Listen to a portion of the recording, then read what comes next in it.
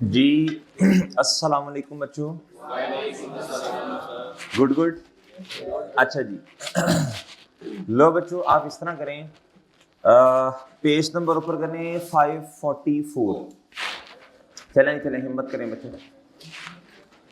Page number 544।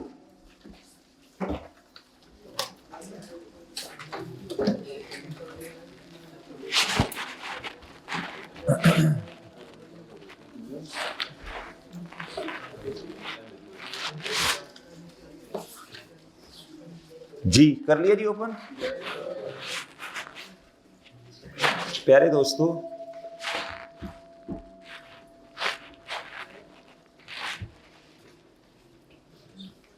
Conceptual frame work.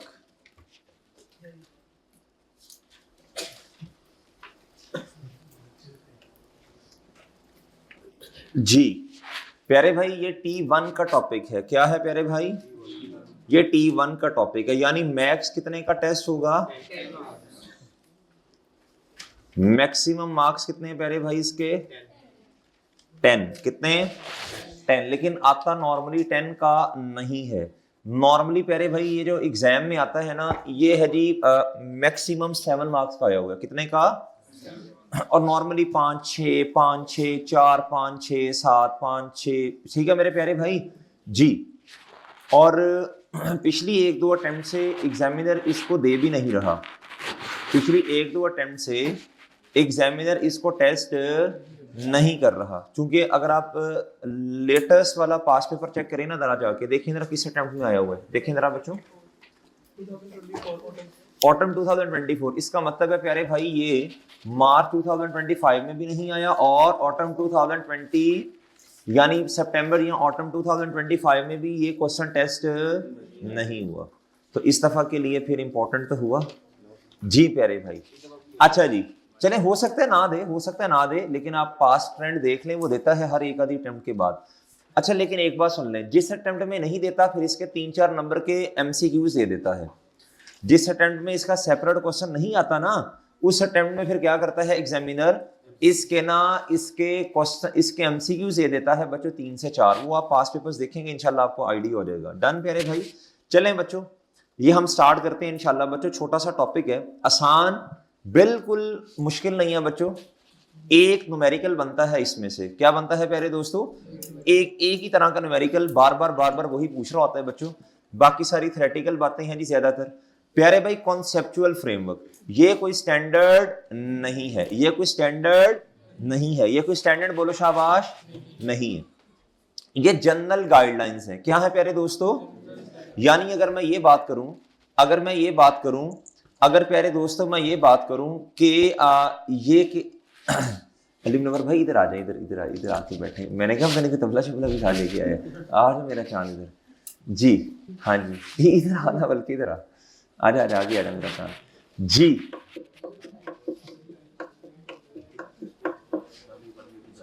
लो जी। अच्छा प्यारे भाई बात सुनना, अच्छा मेरी बात सुनना जी। इधर देखें, इधर ना यार, ये मेरा बड़ा अच्छा स्टूडेंट है।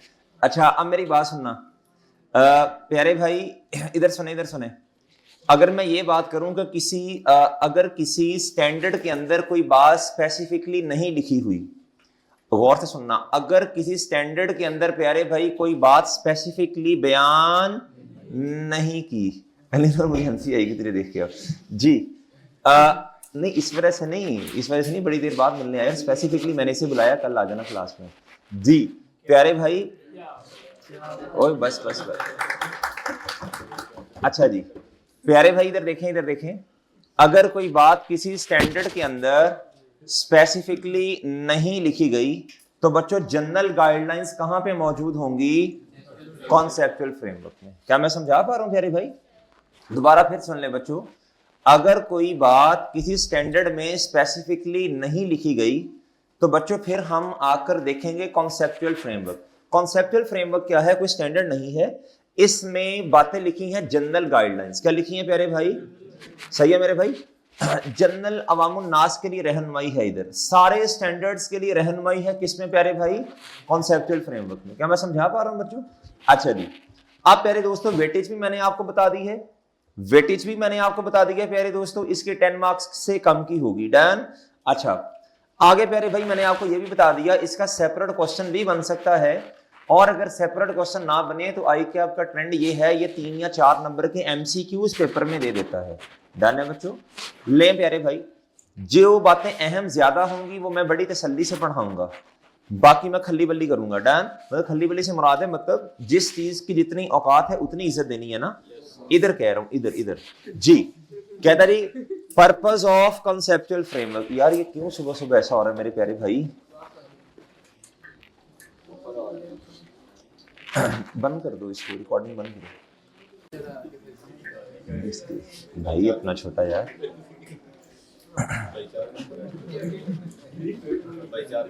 जी प्यारे भाई बात गौर से सुनना, जरा गौर से सुनना बच्चों, गौर से सुनना। पर्पस क्या है कॉन्सेप्चुअल फ्रेमवर्क का?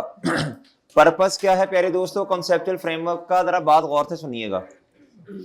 अभी कट रही है, अब बंद कर दो एक दफा, देखें यार जरा। अच्छा बच्चों बात सुने, चलें बच्चों बात सुने, बात सुने, बात सुने। कहता जी पर्पस क्या है? To describe the objective of an concept for general purpose financial reporting.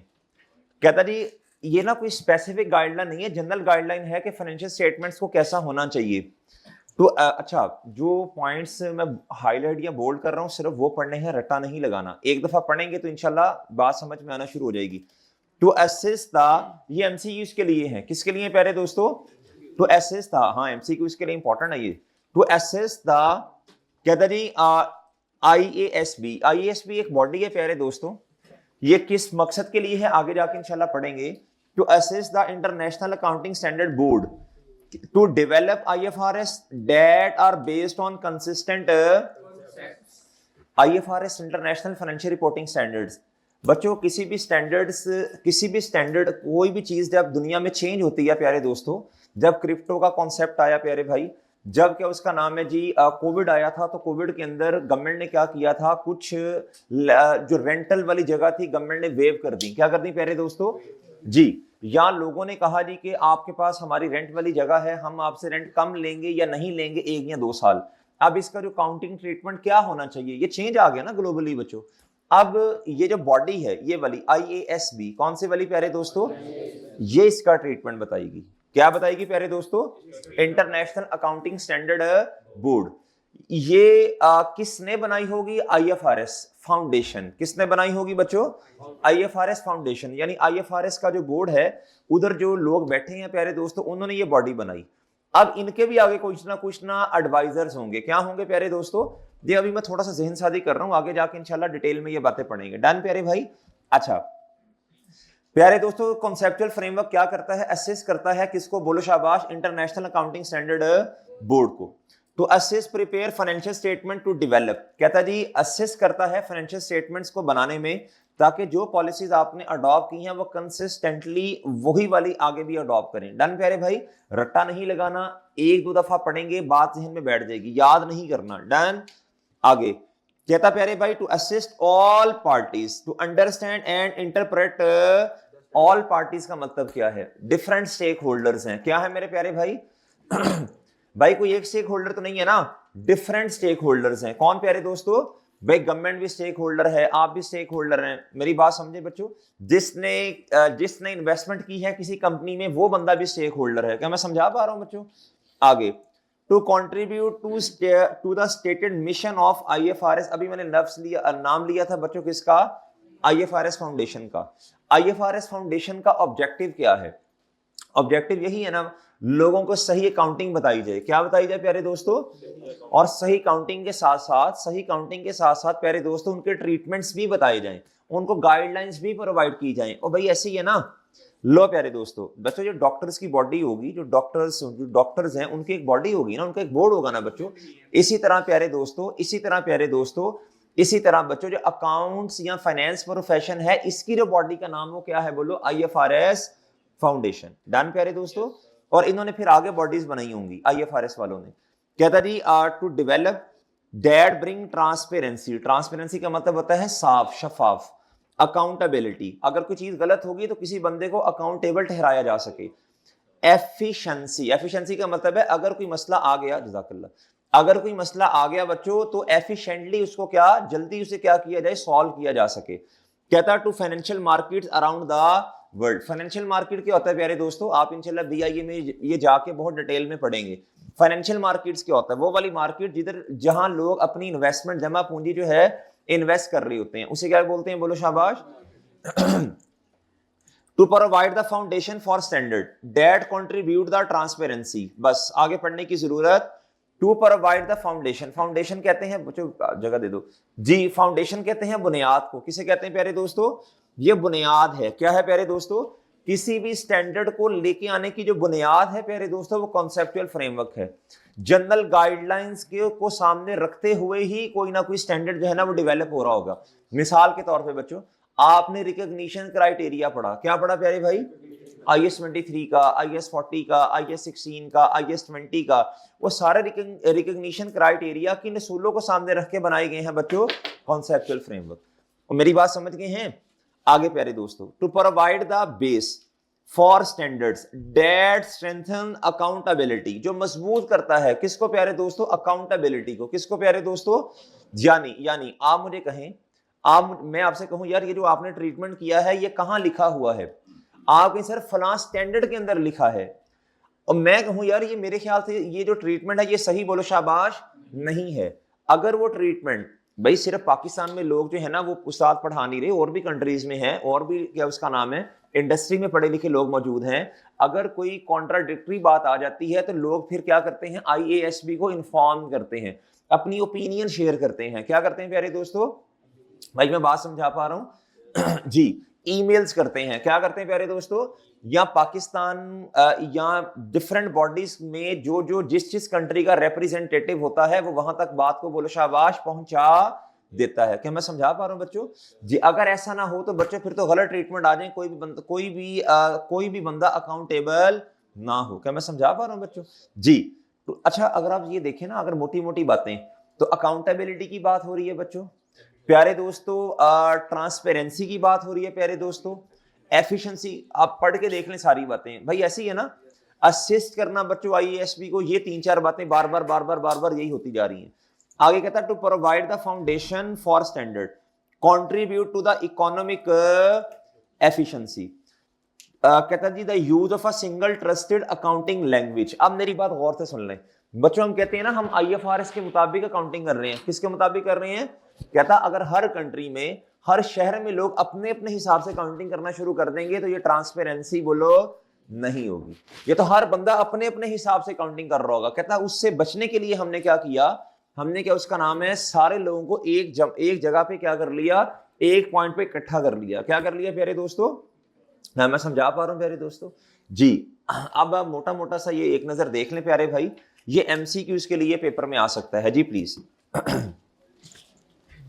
मोटा मोटा जो मैंने हाईलाइट किया बस वो, basis for foundation dash strengthening accountability, that to provide economic use, कहता है कंट्रीब्यूट टू ट्रांसपेरेंसी, आई कहता है असिस्ट प्यारे दोस्तों किसको, IASB को, असिस्ट ऑल अदर पार्टीज, कहता जी to develop consistent accounting policies. प्यारे दोस्तों इसको 1-2 दफा पढ़ा हो, अगर 3 सही हो और 1 गलत हो तो पहचान लेंगे बच्चों क्वेश्चन में आराम से इंशाल्लाह, डन। अच्छा और कॉन्सेप्चुअल फ्रेमवर्क में क्या लिखा हुआ है प्यारे भाई, कंटेंट्स ऑफ, बोलो शाबाश, कंटेंट्स का मतलब है, कंटेंट का मतलब है अगर आप किताब ओपन करें ना तो टेबल ऑफ कंटेंट आ रहा होगा, यानी इस किताब के अंदर है क्या क्या, यानी इस किताब के अंदर, मेरी बात समझे बच्चों। इसी तरह बच्चों कॉन्सेप्चुअल फ्रेमवर्क में हम किन किन बातों को पढ़ेंगे, ये 5-6 बातें इधर लिखी हुई है, डन प्यारे दोस्तों, डन है जी। इसका मतलब ये हुआ एक MCQs आया भी हुआ है प्यारे दोस्तों, मेरे ख्याल पास पेपर में या फिर IK आपने अपनी स्टडी टेक्स्ट में ऐड किया हुआ है। उन्होंने पूछा कॉन्सेप्चुअल फ्रेमवर्क किन किन चीजों पे बात करता है, पर्पस पे बात कर दी प्यारे दोस्तों, कंटेंट्स पे बात कर दी बच्चों, और भाई बात समझ गए हैं। अब ये कंटेंट अभी तो पढ़ने का फायदा नहीं है, आगे जाएंगे तो इंशाल्लाह थोड़ा थोड़ा करके पढ़ते जाएंगे, तब आपको समझ आ जाएगी हाँ यही बातें उधर लिखी हुई हैं, डन प्यारे भाई, और बच्चों बोलो तो सही, डन।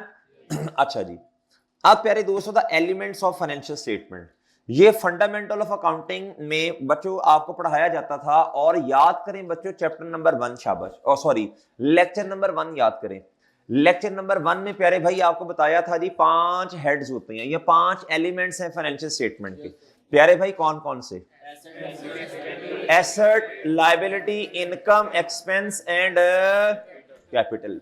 दीज आर 5 हेड्स या एलिमेंट्स ऑफ फाइनेंशियल स्टेटमेंट। क्या मैं समझा पा रहा हूं प्यारे भाई? ये 5 हेड्स हैं। क्या है प्यारे दोस्तों जी? हेड्स या एलिमेंट्स। लो प्यारे दोस्तों, एलिमेंट्स या प्यारे भाई क्या? हेड्स ऑफ बोलो फाइनेंशियल स्टेटमेंट। जी लिखवाएं बच्चों क्या क्या है जी प्यारे भाई? एसेट्स जी, एसेट्स, 1 मिनट, 1 2 3 4 और प्यारे भाई क्या? 5। लो प्यारे भाई इधर देखें जरा गौर से बात सुनिएगा बच्चों, बताएं नहीं लिखवाते नहीं, शाबाश। एसेट, हाँ जी, लेकिन इतना बारीक नहीं है एसेट जितना आप बोल रहे हैं जी। एसेट और प्यारे दोस्तों, एसेट और प्यारे दोस्तों, अच्छा मैं ना एक्सपेंस लिख देता हूँ। अच्छा ऐसे ही लिख रहा हूँ, ऐसे दिल किया तो एक्सपेंस पहले लिख देते हैं। क्या ख्याल है भाई जी? लॉजिक इसकी कोई नहीं है बच्चों, हर चीज की लॉजिक नहीं होती ना जी। लॉजिक जी प्यारे भाई, ये क्या किया है? हाँ अच्छा गुड हो गया। प्यारे दोस्तों इधर देखो, इधर इनकम। क्या प्यारे दोस्तों? प्यारे भाई चौथा हेड है प्यारे भाई। अच्छा ये तरतीब आप आगे पीछे कर सकते हैं जी प्यारे दोस्तों। और लेकिन इन 5 में से कुछ छठा नया नहीं लेके आ जाना कि सर आपने ये कहा था जी प्यारे भाई। आगे कैपिटल। बच्चों गुड हो गया, बच्चों गुड हो गया। अच्छा बच्चों अब प्लीज मेरी बात गौर से सुनिएगा, बताएं एसेट क्या होता है बच्चों?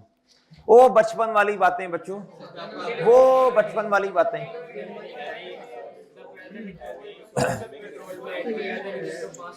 आज कोई मुश्किल बातें नहीं है बच्चों, ये मैं आपको कॉन्फिडेंस दे दूं जी। प्यारे भाई मुझे बताएं एसेट क्या है जी?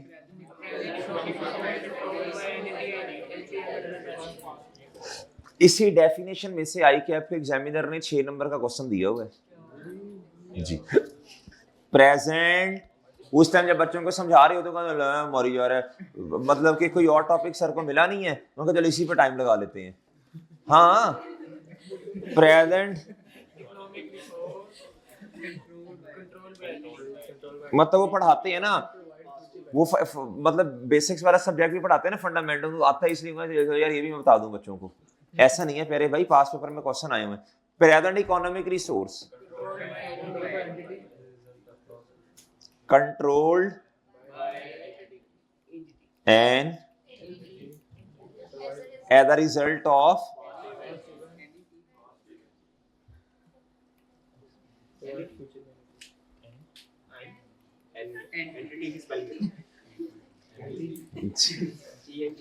जी। डन हो गया बच्चों? अच्छा अब इधर देखें बच्चों, अच्छा एक लफ्ज पे गौर करना है बच्चों, एक लफ्ज पे गौर करना है प्यारे भाई, एक लफ्ज पे गौर करना पड़ेगा। प्रेजेंट का मतलब मौजूदा। प्यारे दोस्तों इकोनॉमिक रिसोर्स का मतलब जरिया। इकोनॉमिक का मतलब मुआशी तौर पे कोई ऐसी चीज जिसमें बेनिफिट देने की सलाहियत हो, उसे क्या कहते हैं प्यारे दोस्तों? एसेट नहीं कहते। एसेट के अंदर और भी चीजें आती हैं प्यारे भाई। एसेट के अंदर बच्चों कंट्रोल होना भी जरूरी है। क्या है प्यारे दोस्तों? कंट्रोल का मतलब है प्यारे दोस्तों चीज आपकी है। क्या है प्यारे दोस्तों जी? यानी ऑनरशिप में है। क्या है प्यारे दोस्तों? अभी फिलहाल तो मैंने आपको कंट्रोल का ये मतलब बताया, लेकिन आप एक स्टैंडर्ड पढ़ेंगे प्यारे दोस्तों IFRS 10, IFRS 10 पढ़ेंगे प्यारे दोस्तों। प्यारे भाई इसमें कंसोलिडेशन से रिलेटेड है बच्चों, वो इससे रिलेटेड ये आपको बताएगा कंट्रोल का असल मतलब क्या है। कभी कभार ऐसा होता है प्यारे दोस्तों चीज आपकी होती है, आपने किसी और के नाम पे ट्रांसफर की होती है, हालांकि चीज आपकी है, अगले बंदे के पास राइट नहीं होता उस चीज को इस्तेमाल करने का। डन मेरे प्यारे भाई जी। रात को सोए फलाम बंदे के अकाउंट में इतने पैसे आ गए, कहां से आए? कहीं और से आए। तो प्यारे दोस्तों असल में उसके पीछे कौन है? बोलो कोई और बंदा है। असल में तो प्यारे दोस्तों ये एसेट किसका है? किसी और का है। क्या मेरी बात समझे हैं? आपने सुना होगा जी फलां बंदे के, आपने न्यूज में सुना होगा ना, फलां बंदे के अकाउंट में इतने पैसे आ गए, वो लापता है इस खबर से, उसे पता भी नहीं है। प्यारे दोस्तों बात समझे हैं, बहुत सारे लोग क्या कहते हैं जी, टैक्स से बचने के लिए, किससे बचने के लिए प्यारे भाई, अपने एसेट्स किसी और के नाम पे ट्रांसफर कर देते हैं, अपने इमीडिएट फैमिली मेंबर, या क्या उसका नाम है जी, या कोई भी कोई अच्छा मेरी बात समझ गए प्यारे भाई, ले प्यारे दोस्तों, जी जी हाँ जी हाँ जी, टैक्स वो एक होता है टैक्स इवेजन, एक होता है टैक्स अवॉइडेंस। तो ये क्या है बताएं, ये लॉ को यूज करके नहीं है, ये 2 नंबरी करके एवेजन है प्यारे भाई, ये पास पेपर में आपका सवाल भी आया हुआ है जी। प्यारे दोस्तों इधर आए, इधर इधर प्यारे भाई, अच्छा आगे आ जाए, आगे कहता जी, आगे कहता जी control by an entity, control का मतलब समझ आया फिलहाल। और आखिरी है as a result of past event, past event का मतलब क्या है प्यारे दोस्तों, पास में कुछ हुआ होगा, पास में प्यारे दोस्तों बोलो शाबाश, पास में क्या होगा, मार्केट में गए आपने एसेट खरीद लिया जाके, या किसी ने आपके नाम पे, अब्बा जी ने आपको आपका जी जा यार यशी कर, ये घर तेरा हुआ, जा प्यारे भाई ये गाड़ी तेरी हुई, डन प्यारे दोस्तों जी। क्या ये समझ आया बच्चों, क्या ये समझ आया प्यारे दोस्तों? अब भाई सुन लो भाई, बात सुन लो, अब बात सुन लो बच्चों, ये एक सुन लें भाई, कोई एसेट में ट्रांसफर ही ना कर दूं फिर तुम्हें चुप हो जाओ जी। प्यारे दोस्तों इधर देखो, इधर प्यारे भाई इधर देखो, इधर इधर बच्चों इधर देखो, इधर प्यारे भाई ये एक बिल्डिंग है, ये क्या है प्यारे दोस्तों, एक बिल्डिंग, ये क्या है प्यारे दोस्तों, प्यारे भाई ये जो बिल्डिंग है ये रेंट, मैं मिसाल दे रहा हूं, ये रेंट पे है, क्या है प्यारे दोस्तों, जिस बंदे ने इस बिल्डिंग को रेंट पर एक्वायर किया है, साथ भाई जिस बंदे ने इस बिल्डिंग को रेंट पर एक्वायर किया है, मुझे बताएं क्या उसका ये इकोनॉमिक रिसोर्स है या नहीं? इकोनॉमिक रिसोर्स का मतलब है वो चीज जिसमें बेनिफिट देने की सलाहियत हो। भाई रेंट पर लेने वाला भी बंदा इस बिल्डिंग से फायदा उठा रहा, और जिसने रेंट पर दी वो बंदा भी इससे फायदा उठा रहा। साथ किधर जा रहे हो, जगह है, मैं बनवाता हूं ना जगह।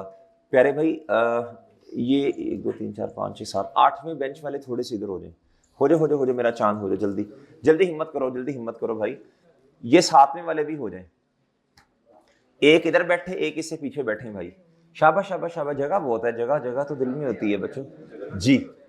जल्दी बैठो साथ, जल्दी बैठो भाई, इकट्ठे नहीं बैठना ना, अब इतना तो करो ना, एक भाई पीछे चले जाए यार, इस तरह तो नहीं ना 2 बंदों की इकट्ठे जगह, इस तरह नहीं ना, टिकट नहीं मिली बस लहरा होकर बैठो, चलो जी।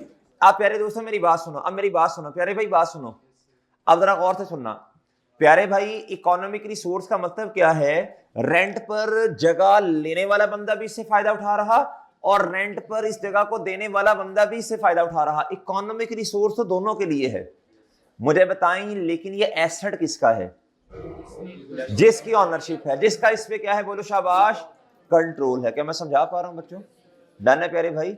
चलें जी, एक छोटे से सवाल का जवाब दे दें। इधर देखें बच्चों, ये बड़ी अहम बातें हो रही हैं जी। प्यारे दोस्तों अगली बात सुने जी, एक दफा पास पेपर में भी रिसेंट अटेम्प्ट में 2-3 अटेम्प्ट्स पहले एक क्वेश्चन आया प्यारे भाई, बताएं जी स्किल्ड वर्क फोर्स है, क्या है प्यारे दोस्तों, स्किल्ड वर्क फोर्स यानी एम्प्लॉयज हैं, क्या है प्यारे दोस्तों, बताएं एंटिटी, और बड़ी अच्छी खासी उनको सैलरी भी दी जा रही है, बताएं एंटिटी का एसेट है या नहीं? एंटिटी का एसेट है, एंटिटी का एसेट है, हाथ खड़ा कर देना, एंटिटी का एसेट नहीं है। शाबाश शाबाश प्यारे भाई, इकोनॉमिक रिसोर्स तो है, एंटिटी ने सैलरी लेनी है, सैलरी देनी है बच्चों, और बदले में उनसे काम लेना है, लेकिन कंट्रोल नहीं है प्यारे दोस्तों, कंट्रोल नहीं है ना, कंट्रोल नहीं है ना। देखो बच्चों वो क्या उसका नाम है, आप बाय लॉ आपने पढ़ा होगा बच्चों, ये लॉ के अंदर कुछ क्या उसका नाम है बच्चों, ऐसे एग्रीमेंट्स होते हैं जो वॉइड एब इनिशियो होते हैं। क्या होते हैं प्यारे दोस्तों जी? वॉइड एब इनिशियो का मतलब ना वॉइड एब इनिशियो का मतलब है सिरे से क्या होते हैं प्यारे दोस्तों जी, वो एनफोर्सेबल बाय लॉ नहीं होते। अब मेरे प्यारे भाई देखो, इस तरह का कॉन्ट्रैक्ट कि आप किसी को कहें कि आपने 2 साल इधर ही रहना, खबरदार खल्ली बल्ली मार दूंगा तुम्हें, भाई वॉइड एब इनिशियो क्या है प्यारे दोस्तों? क्या मैं समझा पा रहा हूं बच्चों? ले प्यारे भाई, अब अगली बात सुन ले प्यारे दोस्तों, अगली बात सुन ले। तो ये क्वेश्चन का जवाब क्या था, बोलो शाबाश।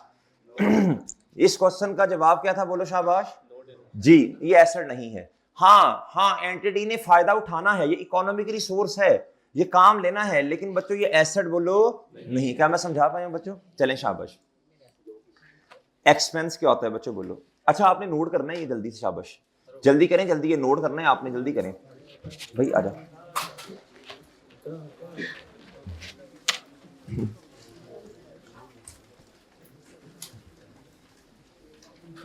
साथ जाने।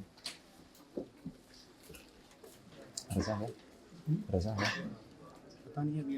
अच्छा रजा ना, रजा होगी फिर भी इसको साथ दे दो। छोटे छोटे मारेंगे तो दे दो। कितने में आगे अब बच्चे और भी आते जा रहे हैं। ठीक है मैं मैसेज कर देता हूँ, ज़्यादा कर लेंगे, 10-12 ज़्यादा भी करने चाहिए ना, कैसा होगा? ठीक है अलग अलग पैक सारे जी। प्यारे भाई इधर सुनना जी, बात गौर से सुनना। एक्सपेंस क्या होता है प्यारे भाई? एक्सपेंस क्या होता है बच्चों? एक्सपेंस क्या होता है बच्चों? खर्चे। क्या होते हैं प्यारे दोस्तों? खर्चा मर्चा। प्यारे भाई अब जरा बात गौर से सुनना भाई इनकम को अर्न करने के लिए प्यारे दोस्तों कुछ खर्चे भी हमें बोलो शाबाश बिजनेस को करने पड़ते हैं। इस पे तो मेरे ख्याल इतनी बात करने की जरूरत नहीं है, आपको पहले ही पता है बच्चों। रेंट हो गया, इंश्योरेंस हो गया, ये सारी बातें बच्चों। इनकम प्यारे भाई, इनकम दो तरह की होती है जी, जल्दी बताएं बच्चों। ये मैंने पहले लेक्चर नंबर 1 में भी बताया था, इनकम दो तरह की बच्चों। प्यारे भाई कोर एक्टिविटी, और प्यारे दोस्तों अदर देन कोर एक्टिविटी। प्यारे दोस्तों कोर एक्टिविटी का मतलब है जो हमारा मेन काम है, और इसे कहते हैं ऑर्डिनरी कोर्स ऑफ बिजनेस। इससे क्या कहते हैं प्यारे दोस्तों? ऑर्डिनरी कोर्स ऑफ बिजनेस कहते हैं। क्या कहते हैं प्यारे दोस्तों? जी। और ये other than ordinary course of business. Done प्यारे दोस्तों। सर एग्जांपल ले लें प्यारे भाई। भाई ये ग्री बनाने वाली कंपनी बच्चों, ये सॉरी ग्री कह रहा हूं, एसी बनाने वाली कंपनी जिसका नाम है ग्री। क्या है प्यारे दोस्तों? बनाने वाली, या बच्चों यहाँ के उसका नाम है आगे किसी से क्या उसका ट्रेडिंग करने वाली कंपनी, इस तरह कह लें बच्चों, या बनाने वाली या ट्रेडिंग करने वाली। प्यारे भाई प्यारे दोस्तों इनका मेन काम क्या है? इन अप्लायंसेस में डील करना। सिर्फ एसी नहीं, फ्रिज, ये सारी चीजें बच्चों अप्लायंसेस में डील करना, इलेक्ट्रॉनिक आइटम्स में डील करना। प्यारे भाई इनके पास इतने रिजर्व्स हैं, इन्होंने एक बिल्डिंग रेंट पर ले ली। किस पर ले ली प्यारे दोस्तों? रेंट पर। इन्होंने एक बिल्डिंग क्या कर ली बच्चों? रेंट। उधर से रेंट भी आ रहा है। क्या आ रहा है? मैं जगह बनाता हूं, रुक जाओ, मैं जगह बनाता हूं, रुक जाओ जी। प्यारे दोस्तों उधर से रेंट भी आ रहा है। अब मुझे बताएं ये है रेंटल इनकम। क्या है प्यारे दोस्तों? ये इनका मेन काम नहीं है प्यारे भाई, यह है अदर देन कोर एक्टिविटी, इसे कहेंगे अदर इनकम। क्या कहेंगे प्यारे दोस्तों? अदर इनकम में प्यारे भाई डिविडेंड इनकम भी आ सकती है जी। एक लफ्ज बोलने लगा हूं, बोलते हुए दुख तो बहुत होता है, लेकिन पढ़ाने के लिए बोलना पड़ता है, इंटरेस्ट इनकम। क्या प्यारे दोस्तों? और एक है जी गेन ऑन डिस्पोजल, ये भी इनकम है। डन प्यारे भाई। ये सारे की सारी मैंने आपको अदर इनकम की एग्जांपल्स दे दी। डन प्यारे भाई, डन। अच्छा बच्चों अब प्यारे, अच्छा इसको ना कोर एक्टिविटी वाली इनकम को सेल या रेवेन्यू भी कहते हैं। क्या प्यारे भाई? डन बच्चों, डन है बच्चों।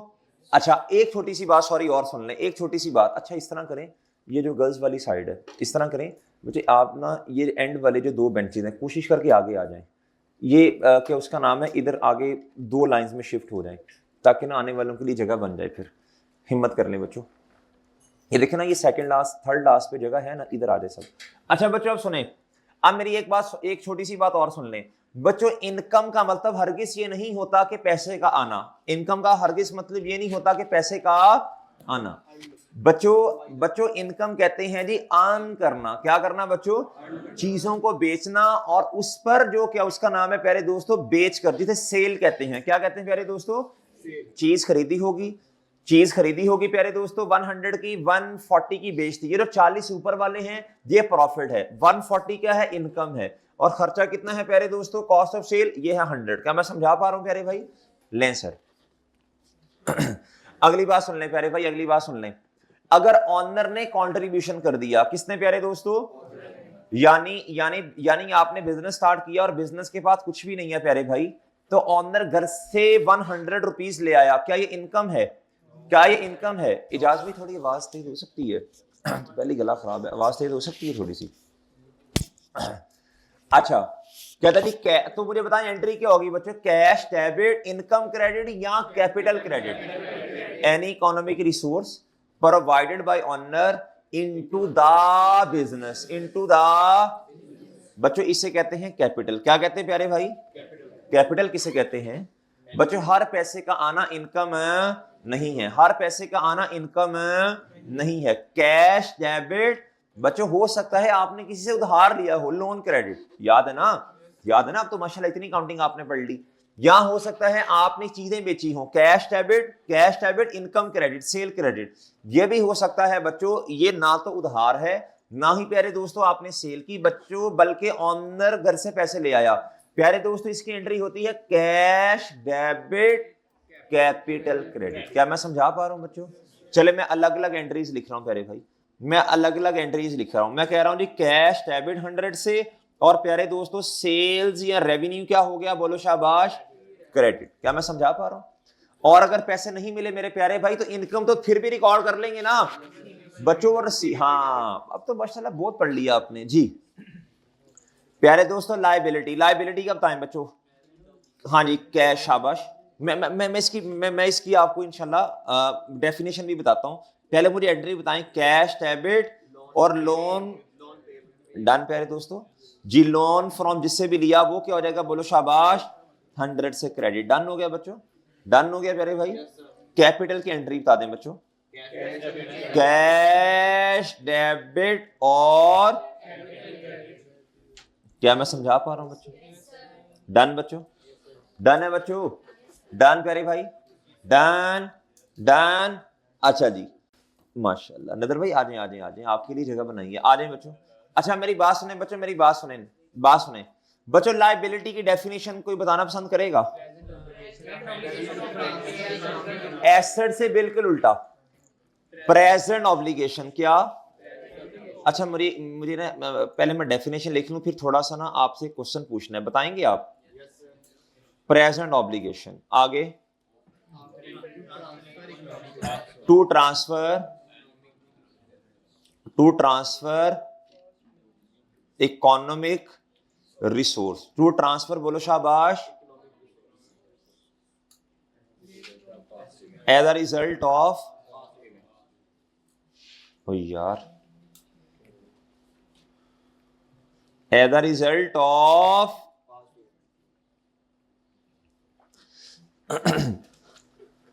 शाबाश शाबाश शाबाश, हिम्मत करो ना, समरी बन जाएगी मेरे प्यारे प्यारे भाई आपकी जी। अब मेरी बात सुनना प्यारे भाई, मेरी बात सुनना गौर से जरा, प्यारे भाई मेरी बात गौर से सुनना बच्चों, जरा ध्यान से बात सुनना बच्चों, इधर देखें। अगर कोई आपसे कहे कि आपको कैसे पता चलेगा कि ये जो अकाउंटिंग ट्रीटमेंट हमने लायबिलिटी वाला करना है, बताएं शाबाश, आपको कैसे पता चलेगा कि हमने लायबिलिटी ट्रीट करना है इस चीज को, कैसे पता चलेगा? ये शर्तें हैं बच्चों। प्रेजेंट ऑब्लिगेशन, प्रेजेंट ऑब्लिगेशन का मतलब है आपकी आज जिम्मेदारी है। ऑब्लिगेशन कौन सी? घर वाली जिम्मेदारियां नहीं, तेरी दोस्त ने मेरे जिम्मे काम लगाया था तो वो भी मैंने करना है, वो वाली जिम्मेदारियां नहीं। इधर प्यारे दोस्तों हम इकोनॉमिक जिम्मेदारियों की बात कर रहे हैं, फाइनेंशियल ट्रांजैक्शंस की बात कर रहे हैं। क्या कर रहे हैं प्यारे दोस्तों जी? प्यारे दोस्तों ले जी, प्रेजेंट ऑब्लिगेशन का मतलब है प्यारे दोस्तों मौजूदा जिम्मेदारी। बनी क्यों? आपने किसी से उधार पे पैसे लिए होंगे बच्चों, आपने पास में किसी से प्यारे दोस्तों कुछ चीजें खरीदी होंगी प्यारे भाई, और उसके पैसे उसको ट्रांसफर नहीं किए होंगे। क्या मैं समझा पा रहा हूं प्यारे भाई? क्या मेरी बात समझ आ रही है प्यारे भाई जी? कहता as a result of past event, करना क्या है? ट्रांसफर करना है कोई भी इकोनॉमिक रिसोर्स। प्यारे भाई क्या सिर्फ लक्ष्मी, क्या सिर्फ लक्ष्मी, फातिमा के भाई लक्ष्मी जो नोट, प्यारे भाई क्या सिर्फ यही इकोनॉमिक रिसोर्स है, या इसके अलावा बाकी चीजें भी कुछ और ऐसी हैं जो कि इकोनॉमिक रिसोर्स हैं?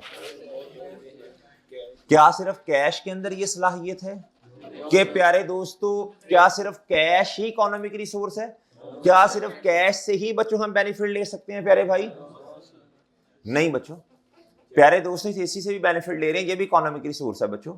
ये प्रोजेक्टर, लैपटॉप, ये प्यारे दोस्तों आपकी किताब, ये सारी चीजें, ये बिल्डिंग, ये प्यारे दोस्तों क्या उसका नाम है, बाइक आपका, ये सारी चीजें प्यारे दोस्तों क्या है, बोलो शाबाश, इनके अंदर सलाहियत है मुआशी तौर पे बेनिफिट देने की, इनकी कोई वैल्यू है ना भाई मैं समझा पा रहा हूं जी। To transfer an economic resource का मतलब ये हुआ कि भाई आपने किसी से ना उधार पर पैसे ले लिए। क्या ले लिए प्यारे भाई? अब आपके पास पैसे नहीं है, लेकिन आपने उससे एग्री किया था कि यार मैं 2 महीनों के बाद ना अगर मेरे पास पैसे ना हुए तो मैं अपना मोबाइल आपको ट्रांसफर कर दूंगा।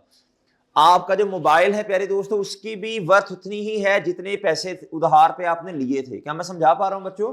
तो मोबाइल ट्रांसफर करने से भी आपकी जिम्मेदारी क्या होगी बच्चों? लेकिन आपने लॉ के अंदर लिखा हो दोनों पार्टीज आपस में क्या हो बच्चों? बोलो एग्रीड होनी चाहिए, म्यूचुअली एग्रीमेंट होना चाहिए, म्यूचुअली डिसाइड होना चाहिए। क्या मैं समझा पा रहा हूं बच्चों? चलें शाबाश। अच्छा बच्चों, अब आपको समझ आया to transfer an economic resource का मतलब क्या है? और बच्चों बात समझ आ रही है? लो प्यारे दोस्तों, कैपिटल कैपिटल क्या है प्यारे दोस्तों? बताओ कैपिटल क्या है, जल्दी बोलें जल्दी जी। हैं कैपिटल क्या है? एनी इकोनॉमिक रिसोर्स,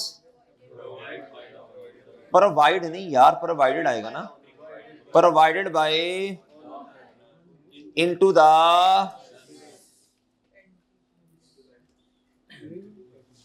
ले एंटिटी। अब आप भाई कहते सर हम बड़े हो गए हैं। इज कॉल्ड, बोलो, इज कॉल्ड डन बच्चों, और डन है बच्चों, और डन है बच्चों, इज कॉल्ड कैपिटल। बच्चों बात समझ आई कि नहीं? Is called capital. बच्चों लिख लें, लिख लिया करें हाथ से, कुछ चलो कि थोड़ा बहुत समझ आ जाए, लिखें जी। प्यारे बच्चों बात समझ आई है जी? बात समझ आ गई है बच्चों जी? इससे उल्टा एक चीज लिखने लगा हूं प्यारे भाई, एनी। बच्चों आप कुछ लोग ना ड्राइंग्स को ना एक्सपेंस के साथ कंफ्यूज करते हैं। क्या करते हैं बच्चों? वो समझते हैं कि बच्चों आपने पढ़ा था ना ड्राइंग डेबिट। भाई आप तो क्या उसका नाम है फाइनल अकाउंट के क्वेश्चन भी कर लिए हैं प्यारे दोस्तों, आप तो कैश फ्लोज के क्वेश्चन कर लिए। अब तो आपको इस बात का पता होगा ना कि बच्चों ड्राइंग समथिंग एल्स है बच्चों, एक्सपेंस नहीं है जी। एनी इकोनॉमिक रिसोर्स भाई प्रोवाइडेड नहीं बल्कि विड्रॉ किया, withdrawal owner from the business या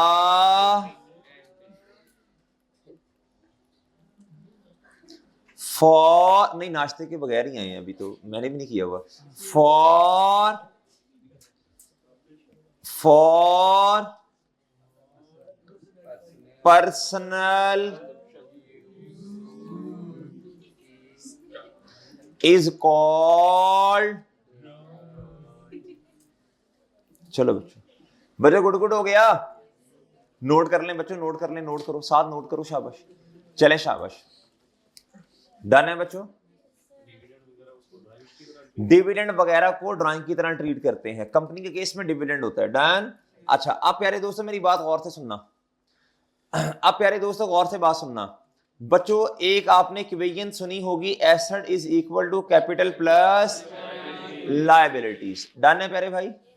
अब जरा गौर से बात सुनना बच्चों अगर आप कैपिटल निकालना चाह रहे हैं तो आप टोटल, ए का मतलब टोटल एसेट्स, आप टोटल एसेट्स में से माइनस करेंगे टोटल। ओके बच्चों, क्या मैं समझा पा रहा हूं प्यारे दोस्तों?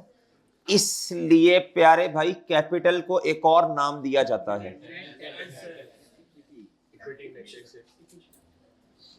इक्विटी। नॉर्मली हम कंपनी के लिए लफ्ज इस्तेमाल करते हैं, डन प्यारे भाई। चलो ये लो भाई कह रहे सर अब मैंने बताया तो लिख ही दें, चलो भाई डन, और डन है बच्चों, लो प्यारे भाई, और डन है भाई। अच्छा अब प्लीज अगली बात भी सुन लें आज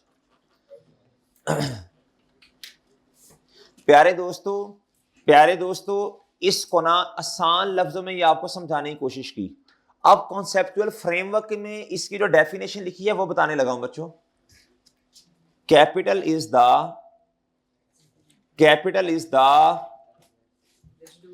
रेजिडुअल इंटरेस्ट। जब तक आपको ये बात ना समझा ली जाए, इक्वेशन ना समझा ली जाए, आपको ये डेफिनेशन समझ नहीं आएगी प्यारे भाई। रट्टा लग जाएगा लेकिन ना आपको किसी को समझाना नहीं आएगा। Capital is the residual interest on all assets after deducting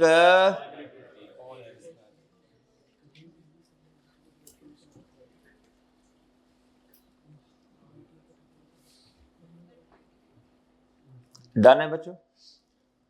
ओए बच्चों ठीक है? बच्चों ठीक है जी? और बच्चों बात समझ आई है जी? जी प्यारे भाई इधर तक बात समझ आ गई? कैपिटल क्या है जरा सुनना बच्चों, लिख लिया, नोट कर लिया? नोट कर लिया बच्चों, नोट कर लिया जी? रेसिडुअल इंटरेस्ट का मतलब है बचा हुआ इंटरेस्ट, सारा इंटरेस्ट नहीं। किस पर? ऑन, ऑल के लफ्ज को काट दो जी। ऑन बच्चों एसेट्स पर। ऑन किस पर प्यारे भाई बोलो शाबाश? एसेट्स पर। कहता जी capital is the residual interest. क्या प्यारे दोस्तों? कहता जी ऑन ऑन रेसिडुअल इंटरेस्ट का मतलब बचा हुआ इंटरेस्ट। किस पर प्यारे दोस्तों? एसेट्स पर। फॉर एग्जाम्पल अगर किसी एंटिटी के पास, अगर किसी एंटिटी के पास प्यारे भाई, अगर किसी एंटिटी के पास प्यारे भाई एसेट्स हैं, जरा गौर से सुनना बच्चों, 100 के, कितने के बच्चों? प्यारे भाई, और लायबिलिटीज हैं कितने की बोलो? तो प्यारे भाई इधर जरा गौर से सुनना, बाकी क्या होगा बोलो शाबाश? क्या मैं समझा पा रहा हूं बच्चों? अब प्लीज मेरी बात सुनना, क्या ये कहना सही है कि जितने भी एसेट्स बिजनेस के पास हैं सारों पर राइट, यानी सारे किसके हैं बोलो शाबाश? सारे ऑनर के हैं। क्या ये कहना सही है बच्चों? नहीं। ऑनर का जो राइट है ना प्यारे दोस्तों, यानी इस इक्वेशन के मुताबिक वो कितना है बोलो शाबाश? एसेट माइनस लायबिलिटीज, यानी 100 माइनस, कहता जब बिजनेस क्या होगा बच्चों? लिक्विडेट होगा। क्या होगा बच्चों?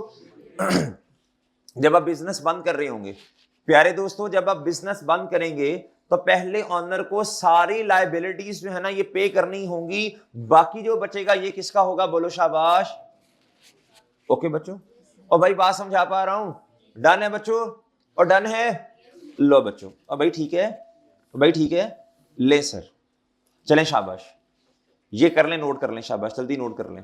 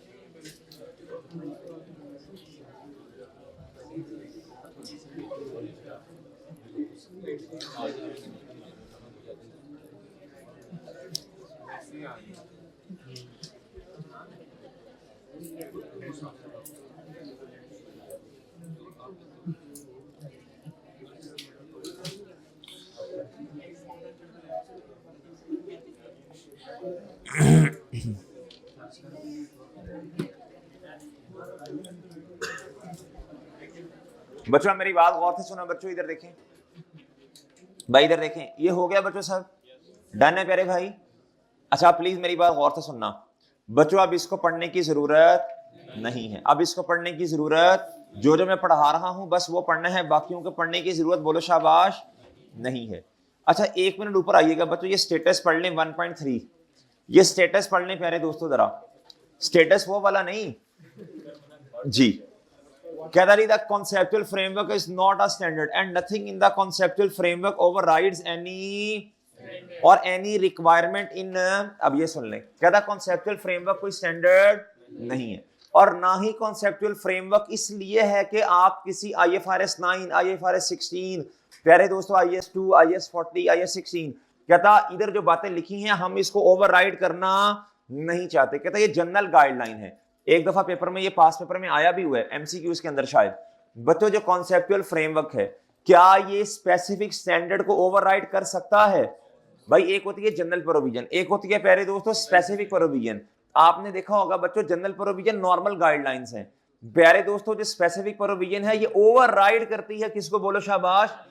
जनरल प्रोविजन को। डन प्यारे भाई?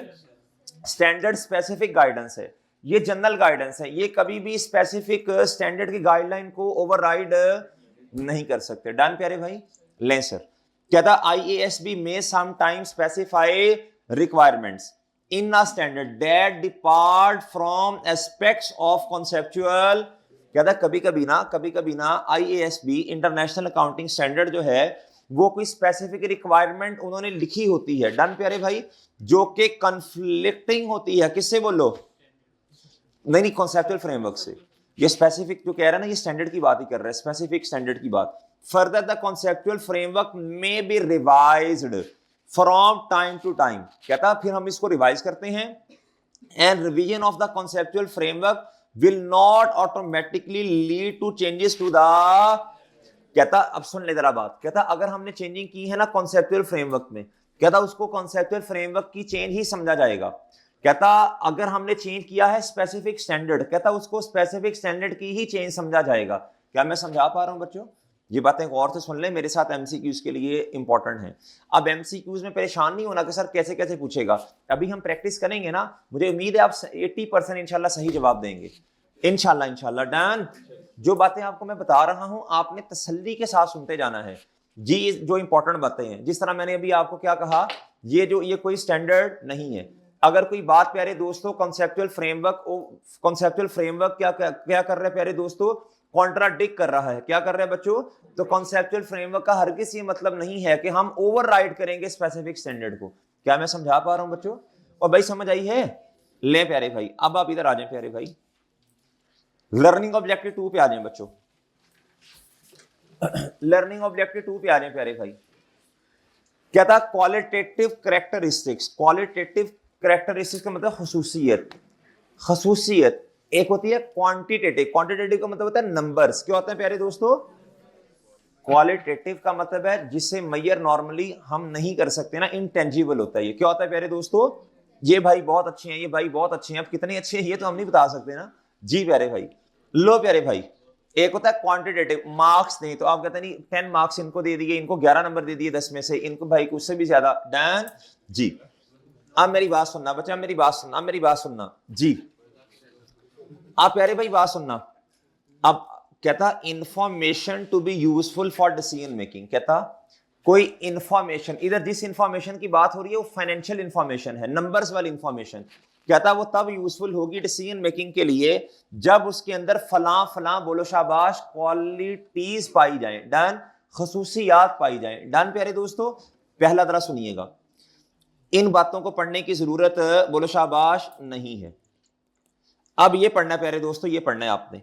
The IASB conceptual framework describes, यानी इंटरनेशनल अकाउंटिंग स्टैंडर्ड बोर्ड कहते हैं IASB।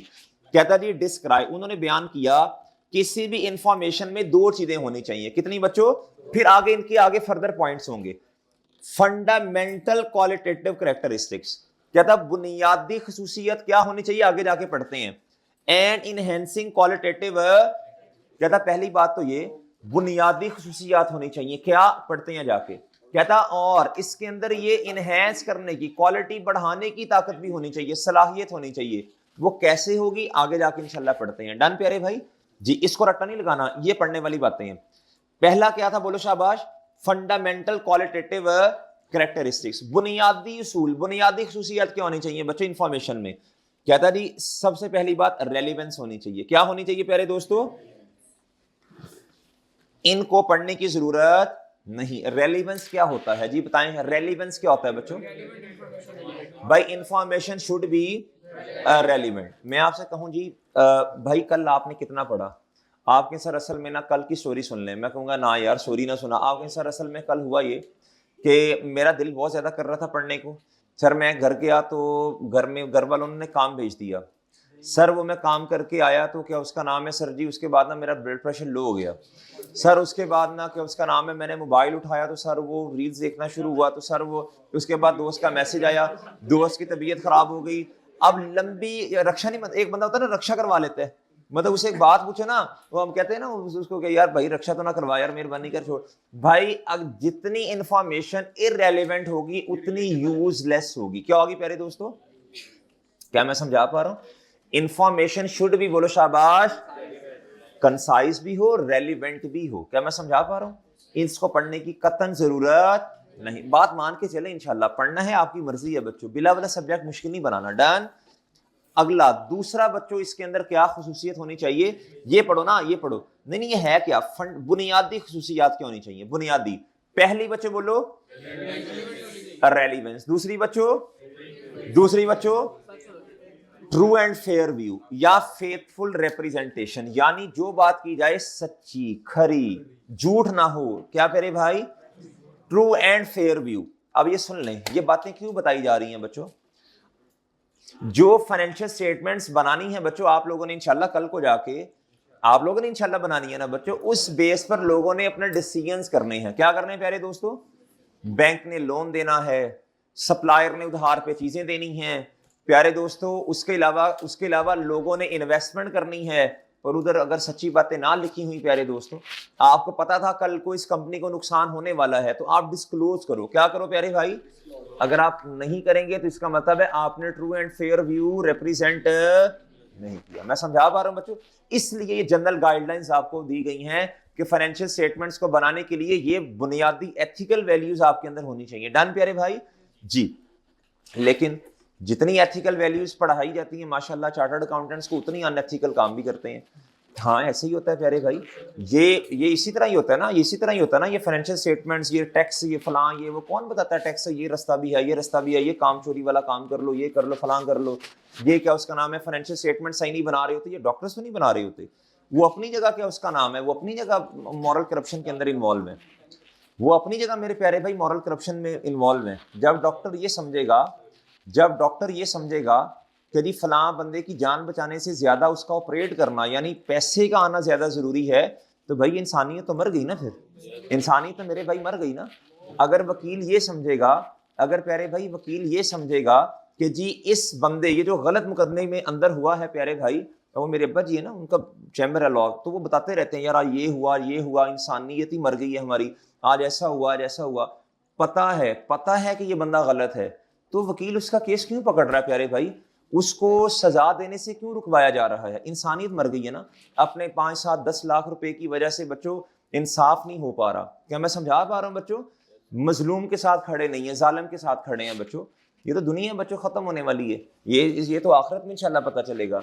इसी तरह जिस तरह हम बड़ी आसानी के साथ कह देते हैं ना डॉक्टर्स अच्छे नहीं है, सारों की बात नहीं कर रहा, बहुत अच्छे भी हैं जिनकी वजह से दुनिया चल रही है बच्चों, बहुत अच्छे भी हैं।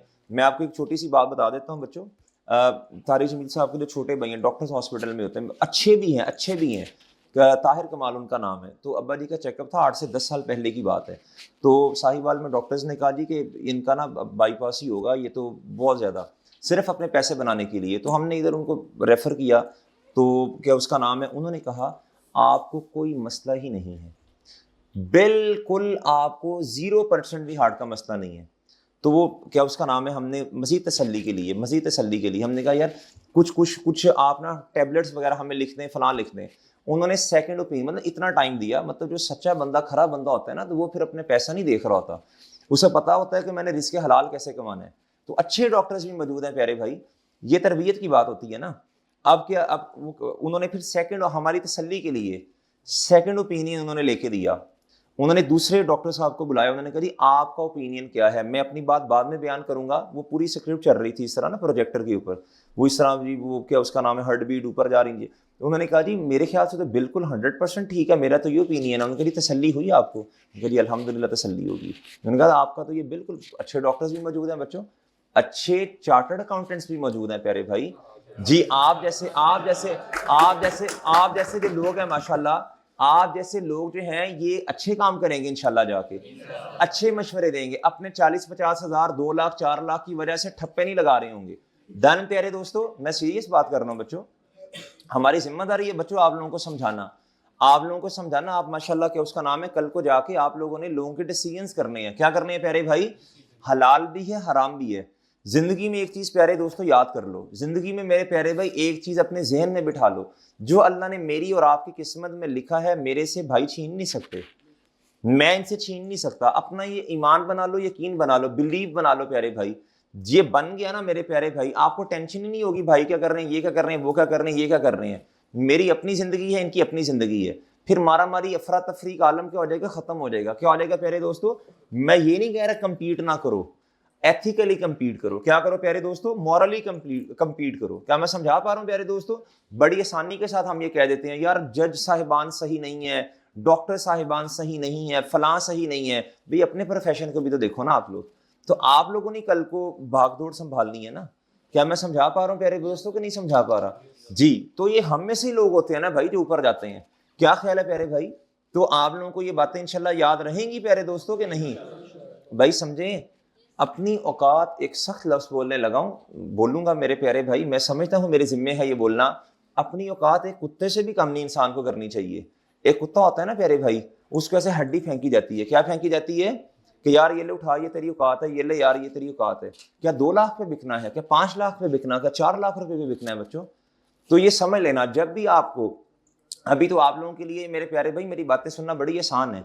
अभी तो आपके ये मसले नहीं हैं, अभी तो जेब में इतना पैसा नहीं है, अभी तो ये वाली अपॉर्चुनिटीज भी नहीं है करप्शन वाली, अभी तो ये वाली, बोलो शाबाश, ये वाली अपॉर्चुनिटीज है नहीं। अभी तो आप कहेंगे कि नहीं नहीं यार ये काम ठीक नहीं है, ये काम ठीक नहीं है, ये सही नहीं है, ये मैंने तो कभी भी ऐसा जिंदगी में नहीं करना ना, मैंने आज तक किया। आज तक अपॉर्चुनिटी भी तो नहीं मिली ना, आज तक अपॉर्चुनिटी भी तो नहीं मिली ना।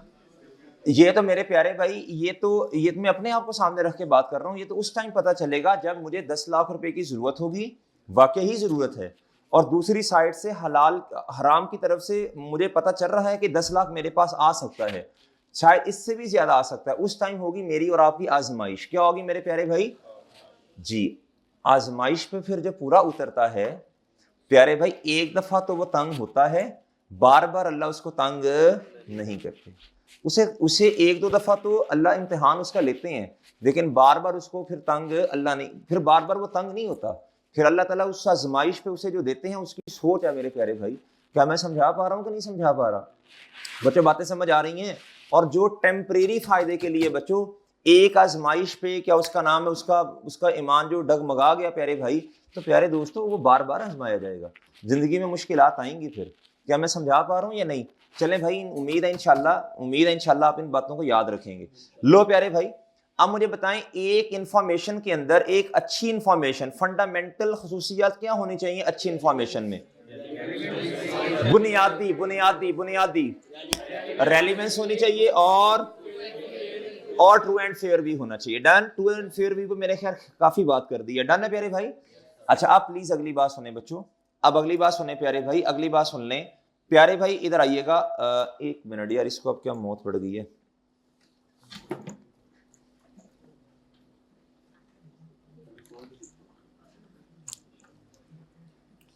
जी यार, इसको बंद करना है 1 मिनट। और आगे जा रहा हूं बच्चों, अब मैं थोड़ा सा और आगे जा रहा हूं प्यारे दोस्तों, अब थोड़ा सा और आगे जा रहा हूं प्यारे भाई। फेथफुल रिप्रेजेंटेशन या true and fair view, true and fair view तब होगा जब उसके अंदर 3 खसूसियात होंगी। कितनी प्यारे दोस्तों? बच्चों याद करना पड़ेगा, ये क्या करना पड़ेगा? ये एमसीक्यूज के अंदर आए हैं पास पेपर में, ये वाली बातें पूछता है, याद करना पड़ेगा। ट्रू एंड फेयर व्यू, ये इसके अंदर कितनी क्वालिटीज होनी चाहिए? बोलो शाबाश। किसी भी इंफॉर्मेशन में ये 3 क्वालिटीज होंगी तो हम कहेंगे हाँ ये true and fair view represent जी। बच्चों 3 क्वालिटीज, कितनी प्यारे दोस्तों? क्या मैं समझा पा रहा हूं? क्या मैं समझा पा रहा हूं बच्चों जी? प्यारे दोस्तों पहली है जी कंप्लीट। क्या होना चाहिए बच्चों इसको? क्या होना चाहिए प्यारे दोस्तों जी? पढ़ने की जरूरत नहीं है। न्यूट्रल, जो भी डिसीजन करना है बच्चों बायस नहीं होना, बायस नहीं होना, विदाउट बायसनेस करना है। क्या करना है प्यारे दोस्तों? अगर कोई आपसे बात पूछी जाए, आप क्या उसका नाम है, आपसे बात पूछी जाए, दूसरी तरफ पे आपका दोस्त है और एक तरफ वो बंदा जो आपको नहीं जानता, तो आपने बच्चों बात वो करनी है दोस्त की फेवर में नहीं करनी, न्यूट्रल रह के बात करनी, जो सच्ची बात है, खरी बात है। डन प्यारे भाई? Complete neutral. और आगे है free from error, free from बच्चे ट्रू एंड। अच्छा एक होता है, अब जरा सुनना, एक होता है प्यारे दोस्तों, आपको पता है कि ये चीज गलत है, कहता है ये वाली हरकत, बोलो शाबाश, आपकी नॉलेज में जो चीजें हैं बच्चों आपने उनमें गड़बड़, बोलो शाबाश, नहीं करनी। अगर आपको पता है जी इस इंफॉर्मेशन के अंदर एरर है तो उसको क्या करना है? बोलो शाबाश, सही करना है। क्या मैं समझा पाया हूं बच्चों? अब मैं दोबारा रिपीट कर रहा हूं बच्चों, अब मैं दोबारा रिपीट कर रहा हूं। इधर देखो प्यारे दोस्तों, इधर देखो, क्वालिटी फंडामेंटल, बोलो शाबाश, फंडामेंटल क्वालिटेटिव कैरेक्टरिस्टिक्स। बच्चों कितनी बातें इसमें होनी चाहिए? बोलो। नहीं नहीं, ओए मरे दो। कौन कौन सी बच्चों बोलो? रेलिवेंस, और मेरे प्यारे भाई ये मैं समरी सी बना देता हूं ना, फिर याद रहेगा। Faithful represent. बच्चों अगली बात, यानी इसको ट्रू एंड फेयर व्यू भी कहते हैं। इससे इसका दूसरा नाम क्या है प्यारे भाई? True and low. प्यारे भाई आगे चलें बच्चों, आगे चलें जी, प्लीज बताइएगा। लो प्यारे भाई बोलें, शाबाश। कंप्लीट, शाबाश। Complete neutral. सा और आगे जा रहा हूं बच्चों, अब मैं थोड़ा सा और आगे जा रहा हूं प्यारे दोस्तों, अब थोड़ा सा और आगे जा रहा हूं प्यारे भाई। फेथफुल रिप्रेजेंटेशन या true and fair view. True and fair view तब होगा जब उसके अंदर 3 खसूसियात होंगी। कितनी प्यारे दोस्तों? बच्चों याद करना पड़ेगा, ये क्या करना पड़ेगा? ये एमसीक्यूज के अंदर आए हैं पास पेपर में, ये वाली बातें पूछता है, याद करना पड़ेगा। ट्रू एंड फेयर व्यू, ये इसके अंदर कितनी क्वालिटीज होनी चाहिए? बोलो शाबाश। किसी भी इंफॉर्मेशन में ये 3 क्वालिटीज होंगी तो हम कहेंगे हाँ ये true and fair view represent. जी बच्चों 3 क्वालिटीज। कितनी प्यारे दोस्तों? क्या मैं समझा पा रहा हूं? क्या मैं समझा पा रहा हूं बच्चों? जी प्यारे दोस्तों, पहली है जी कंप्लीट। क्या होना चाहिए बच्चों इसको? क्या होना चाहिए प्यारे दोस्तों? जी पढ़ने की जरूरत नहीं है। न्यूट्रल, जो भी डिसीजन करना है बच्चों बायस नहीं होना, बायस नहीं होना, विदाउट बायसनेस करना है। क्या करना है प्यारे दोस्तों? अगर कोई आपसे बात पूछी जाए, आप क्या उसका नाम है, आपसे बात पूछी जाए, दूसरी तरफ पे आपका दोस्त है और एक तरफ वो बंदा जो आपको नहीं जानता, तो आपने बच्चों बात वो करनी है दोस्त के फेवर में नहीं करनी, न्यूट्रल रह के बात करनी, जो सच्ची बात है, खरी बात है। डन प्यारे भाई? Complete neutral. और आगे है free from error. Free from बच्चे ट्रू एंड, अच्छा एक होता है, अब जरा सुनना, एक होता है प्यारे दोस्तों, आपको पता है कि ये चीज गलत है, कहता है ये वाली हरकत, बोलो शाबाश। आपकी नॉलेज में जो चीजें हैं बच्चों, आपने उनमें गड़बड़, बोलो शाबाश, नहीं करनी। अगर आपको पता है जी इस इंफॉर्मेशन के अंदर एरर है, तो इसको क्या करना है? बोलो शाबाश, सही करना है। क्या मैं समझा पाया हूं बच्चों? अब मैं दोबारा रिपीट कर रहा हूं बच्चों, अब मैं दोबारा रिपीट कर रहा हूं। इधर देखो प्यारे दोस्तों, इधर देखो। क्वाली फंडामेंटल, बोलो शाबाश, फंडामेंटल क्वालिटेटिव कैरेक्टरिस्टिक्स। बच्चों कितनी बातें इसमें होनी चाहिए? बोलो। नहीं नहीं, ओए मरे दो। कौन कौन सी बच्चों बोलो? रेलिवेंस, और मेरे प्यारे भाई ये मैं समरी सी बना देता हूं ना, फिर याद रहेगा। Faithful represent. बच्चों अगली बात, यानी इसको ट्रू एंड फेयर व्यू भी कहते हैं। इससे इसका दूसरा नाम क्या है प्यारे भाई? True and low. प्यारे भाई आगे चलें बच्चों, आगे चलें जी, प्लीज बताइएगा। लो प्यारे भाई बोलें, शाबाश। कंप्लीट, शाबाश। Complete neutral. फ्री फ्रॉम, मेरे प्यारे भाई बच्चों बात समझ आई है? जल्दी से नोट करें।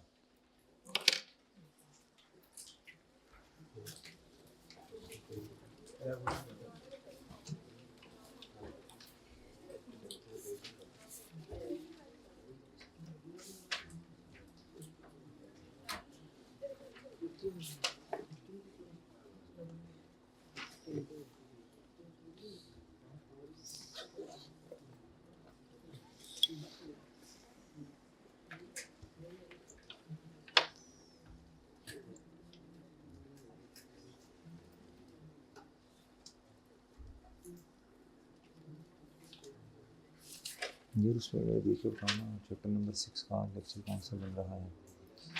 डिप्रिसिएशन का पहला कॉम्पैक्ट बैच का। जी बच्चे नोट कर लिया हैं?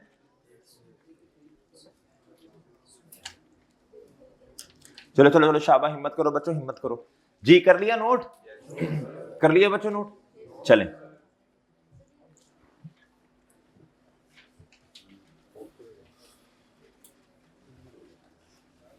अच्छा, अब ना ये आपको याद नहीं रहनी चीजें, आपने मिक्स कर देनी है। क्या कर देनी है बच्चों? क्लियर, नो फ्लॉज, इसको याद रखना। क्या करना प्यारे दोस्तों? Complete, neutral, free from error. Done प्यारे दोस्तों, ठीक है, इसको याद करने के लिए। ठीक है मेरे प्यारे भाई, कि इसके अंदर कौन से 3 लफ्ज आते हैं? सही है, क्लियर, नो फ्लॉज। क्लियर का लिंक कर देना कंप्लीट के साथ, और न्यूट्रल, नो को न्यूट्रल के साथ, और फ्लॉज को। डन प्यारे भाई जी। ये ना मिक्स हो जाते हैं असल में, और भी अभी 3-4 चीजें आगे आनी है ना, मिक्स हो जानी है। डन प्यारे भाई? डन है बच्चों? लो जी अलवर भाई, ठीक है, ले ली। अभी हमने ये पढ़ा बेसिक फंडामेंटल क्वालिटेटिव कैरेक्टरिस्टिक्स में क्या क्या चीजें होनी चाहिए? 2, रेलिवेंस और साथ क्या बोलो, और फेथफुल रिप्रेजेंटेशन। 2 बातें प्यारे भाई। अगली बात गौर से सुनना प्यारे भाई, अगली बात गौर से सुनना। ट्रू एंड फेयर व्यू, या मेरे प्यारे भाई फेथफुल रिप्रेजेंटेशन में कितनी चीजें होनी चाहिए? कौन कौन सी? भूल जाए तो याद, भूल जाए तो बच्चों वो असल में क्या करता है, वो कहता है फेथफुल रिप्रेजेंटेशन में कितनी चीजें होनी चाहिए। आगे कुछ और भी लिख देगा, ऑब्जेक्टिविटी, इस तरह की बातें भी लिख देगा, आप कंफ्यूज हो जाएंगे। Clear, no flaws, complete, neutral, free from error. Done. लो प्यारे भाई आगे आ जाए, अब आगे आ मेरे प्यारे भाई। अब ये हमने पढ़ा था ना ये वाला, इसको मैं येलो से हाईलाइट करता हूं। कहता जी इनहेंस होनी चाहिए क्वालिटेटिव कैरेक्टरिस्टिक्स, यानी कहता जी अब आपने जो इंफॉर्मेशन दी है इसमें इनहेंसमेंट भी आनी चाहिए। क्या आनी चाहिए प्यारे दोस्तों? अब ये क्या होता है प्यारे दोस्तों? इंफॉर्मेशन आ गई है, अब इसको इनहेंस करने की, बेहतर करने की कोशिश करनी है। इंफॉर्मेशन आ गई है, पहला स्टेप था इंफॉर्मेशन का आना प्यारे दोस्तों। अब दूसरा स्टेप है इसको इनहेंस करने की कोशिश करना। प्यारे भाई इसको मैं येलो से हाईलाइट कर रहा हूं। इसमें 4 चीजें होनी चाहिए। क्या होनी चाहिए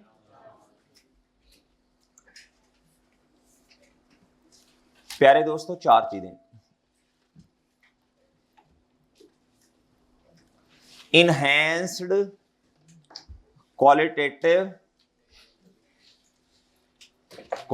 इंफॉर्मेशन, क्या लिखा हुआ है? Qualitative characteristics. इनहेंस्ड, इधर क्या लफ्ज आ रहा है?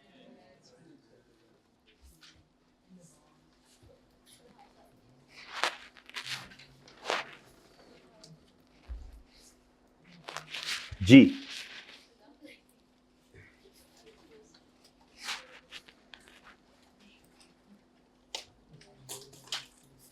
कंपेरेबिलिटी। क्या प्यारे दोस्तों? क्या होता है बच्चों? ये कंपेयर करना इंफॉर्मेशन को। बच्चों किसी भी इंफॉर्मेशन की वैल्यू इनहेंस हो जाती है, बढ़ जाती है, अगर उसको किसी के साथ कंपेयर किया जा सके। मिसाल के तौर पे आप कहते हैं जी हमारी एंटिटी का जो रेवेन्यू है वो है जी 10,000। कितना प्यारे दोस्तों? मैं कहता हूं यार इस तरह के यूनिट्स बनाने वाली बाकी कंपनीज का रेवेन्यू कितना है। अगर तो ये इंफॉर्मेशन भी साथ होगी तो इस इंफॉर्मेशन की वैल्यू क्या हो जाएगी प्यारे दोस्तों? बढ़ जाएगी। डन प्यारे दोस्तों? कंपेरेबिलिटी। क्या प्यारे दोस्तों? वेरीफाइबिलिटी। ये क्या होता है प्यारे दोस्तों? इंफॉर्मेशन को वेरीफाई करना। क्या करना प्यारे दोस्तों? नंबर्स को वेरीफाई करना। क्या करना प्यारे दोस्तों? वेरीफाई करना। क्या करना? जो 10,000 का नंबर लिखा ये सही भी है या कहीं गलत तो नहीं है, कहीं ओवरस्टेटेड तो नहीं है, क्या इतने यूनिट्स वाकई बेचे हैं? बच्चों क्या समझा पा रहा हूं बच्चों? और क्या मैं समझा पा रहा हूं प्यारे दोस्तों? ये वेरीफाई कैसे होगा? वरना वैसे ये हमारा टॉपिक नहीं है, आप ऑर्डर में इंशाल्लाह जाके पढ़ेंगे। वैसे कैसे वेरीफाई होगा? 10,000 यूनिट्स बेचे हैं या नहीं, बताएं कैसे वेरीफाई होगा?